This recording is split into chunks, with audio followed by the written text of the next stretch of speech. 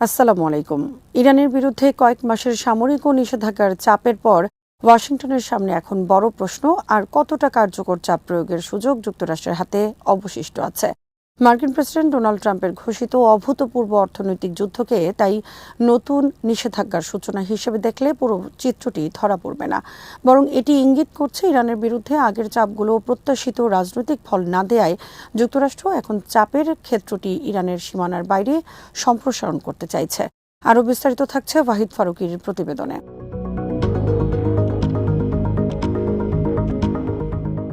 গত কয়েক বছরে ইরানের অর্থনীতির প্রায় সব গুরুত্বপূর্ণ খাতই মার্কিন নিষেধাজ্ঞার আওতায় এসেছে।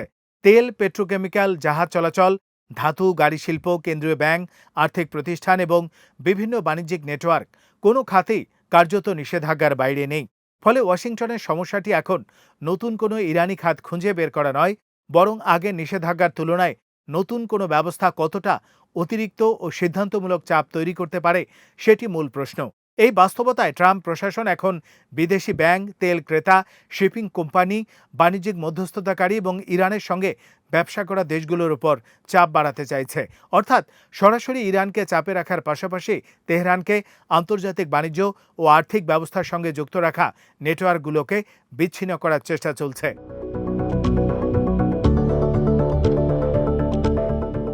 সাম্প্রতিক সামরিক পরিস্থিতির সঙ্গেও এই নীতির পরিবর্তনের সম্পর্ক রয়েছে।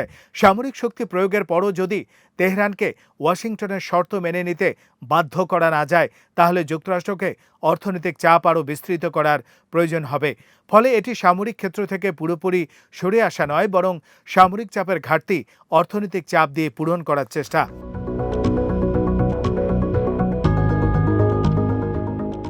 তবে ইরানের কয়েক দশকের নিষেধাজ্ঞা অভিজ্ঞতা যুক্তরাষ্ট্রের জন্য বড় বাধা। তেহরান বিকল্প বাণিজ্য পথ, অনানুষ্ঠানিক বাণিজ্য নেটওয়ার্ক, আর্থিক মধ্যস্থতাকারী, স্থানীয় মুদ্রা এবং পশ্চিমা বিশ্বের বাইরে থাকা অংশীদারদের ব্যবহার করে নিষেধাজ্ঞার প্রভাব মোকাবেলার সক্ষমতা তৈরি করেছে। এক্ষেত্রে সবচেয়ে গুরুত্বপূর্ণ চ্যালেঞ্জ চীন। কেপলারের তথ্য উদ্ধৃত করে আল জাজিরার সাম্প্রতিক প্রতিবেদনে বলা হয়েছে, 2025 সালে ইরানের তেল রপ্তানির 80% বেশি চীনে গেছে। এসব তেলের একটি বড় অংশ ছোট চীনা শোধনাগারে যায় এবং লেনদেন সম্পন্ন হয় ছোট ব্যাংক, হংকং ভিত্তিক বাণিজ্যিক প্রতিষ্ঠান ও চীনা মুদ্রা ইউয়ানে।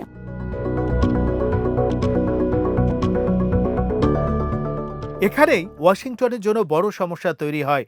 একটি ইরানি কোম্পানিকে নিষেধাজ্ঞার আওতায় আনা এবং একটি বড় চীনা ব্যাংকে নিষেধাজ্ঞা দেয়া এক বিষয় নয়।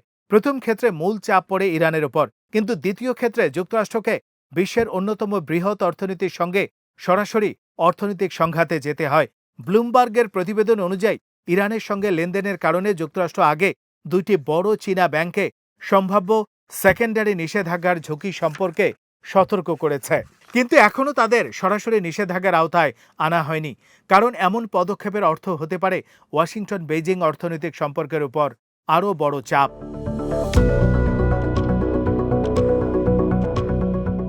এখানে মার্কিন নিষেধাজ্ঞার নীতি একটি মৌলিক বৈপরীত্য স্পষ্ট হয়। ডলারের বৈশ্বিক আধিপত্য এবং মার্কিন আর্থিক ব্যবস্থায় প্রবেশাধিকারী যুক্তরাষ্ট্রের নিষেধাজ্ঞার অন্যতম প্রধান শক্তি, কিন্তু এই শক্তির ব্যাপক ব্যবহারই আবার ইরান, চীন ও রাশিয়ার মতো দেশগুলোকে বিকল্প আর্থিক ব্যবস্থা গড়ে তুলতে উৎসাহিত করছে।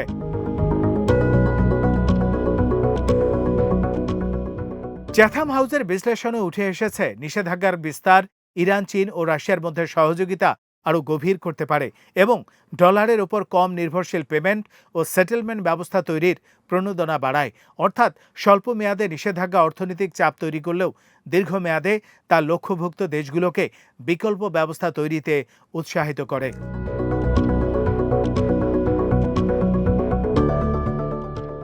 ট্রাম্পের নতুন নীতির সবচেয়ে বড় ঝুঁকি এখানেই। ইরানের উপর চাপ বাড়াতে গিয়ে যুক্তরাষ্ট্রকে যদি চীন, রাশিয়া, তেল ক্রেতা, আন্তর্জাতিক ব্যাংক ও বিদেশি কোম্পানির উপরও চাপ প্রয়োগ করতে হয়, তাহলে নিষেধাজ্ঞার পরিধি যত বাড়বে, বাস্তবায়নের খরচও তত বাড়বে। ইরানি তেল সরবরাহ কমে গেলে বৈশ্বিক জ্বালানি বাজারে দাম বাড়তে পারে। চীনের ওপর অতিরিক্ত চাপ দিলে বেইজিং পাল্টা ব্যবস্থা নিতে পারে। বিদেশি কোম্পানিকে লক্ষ্যবস্তু করলে যুক্তরাষ্ট্রের মিত্র ও বাণিজ্যিক অংশীদারদের সঙ্গেও দূরত্ব বাড়তে পারে।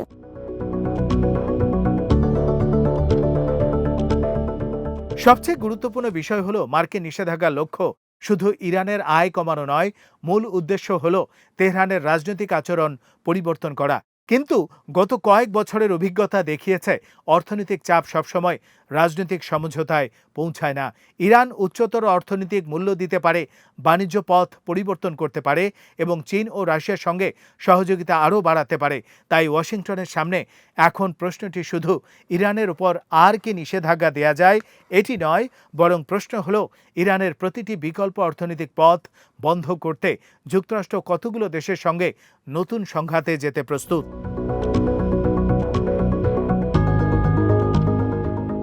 সাম্প্রতিক সামরিক চাপের সঙ্গে ট্রাম্পের নতুন অর্থনৈতিক যুদ্ধকে পাশাপাশি রাখলে বিষয়টি আরও স্পষ্ট হয়।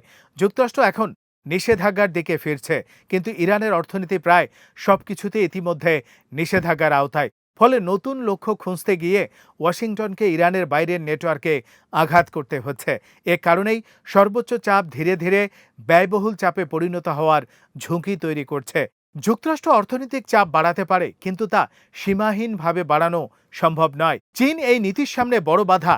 রাশিয়ার সঙ্গে ইরানের সহযোগিতা আরও বাড়ার সম্ভাবনা রয়েছে এবং তেহরানও দীর্ঘদিনের নিষেধাজ্ঞা অভিজ্ঞতায় বিকল্প পথ তৈরি করেছে।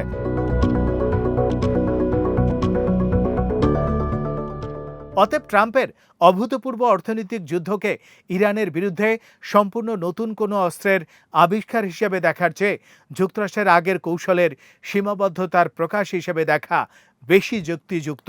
এবার লক্ষ্য শুধু ইরান নয়, তেহরানকে বিচ্ছিন্ন করতে হলে চীন, বৈদেশিক আর্থিক নেটওয়ার্ক, তেল ক্রেতা এবং আন্তর্জাতিক কোম্পানিগুলোকেও চাপের মুখে ফেলতে হবে।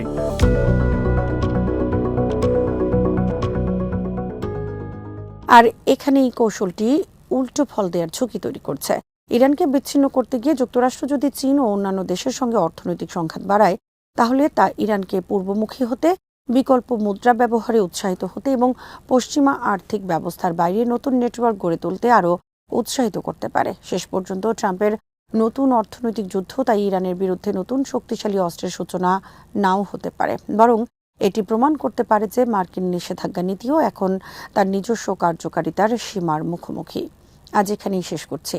সমরাস্ত্র, প্রতিরক্ষা ও কূটনীতির নানা তথ্য জানতে চোখ রাখুন বিডি ভিউজ ইনফোটেইনমেন্টে। চ্যানেলটি ভালো লাগলে সাবস্ক্রাইব করুন। আল্লাহ হাফেজ।